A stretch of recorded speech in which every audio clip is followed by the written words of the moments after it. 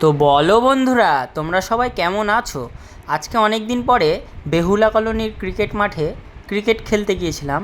তো তোমাদেরকে সব বিস্তারিতভাবে দেখাচ্ছি, আমি ভিডিওটি শেষ অবধি দেখতে থাকো। বন্ধুরা, আজকে আমরা চলে এসেছি বেহুলা কলোনিতে ক্রিকেট খেলতে।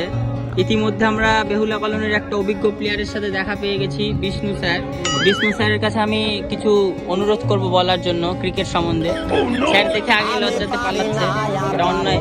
ঝলমল একটা ওয়েদারে বেহুলা কলোনির মাঠে ক্রিকেট খেলতে এসে অসাধারণ একটা পরিবেশের মধ্যে খেলা শুরু হবে ইতিমধ্যে। তারই মাঝে আমরা বেহুলা কলোনির এক্সপিরিয়েন্স প্লেয়ার মানিকদাকে পেয়ে গেছি।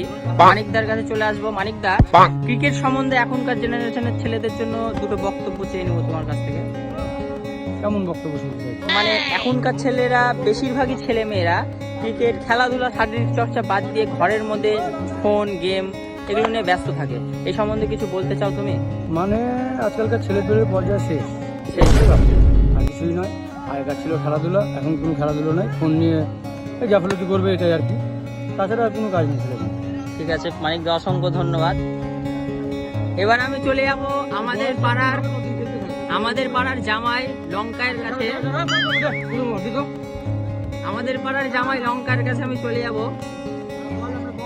আমি শুনতে চাইবো ক্রিকেট সম্বন্ধে দুটো কথা।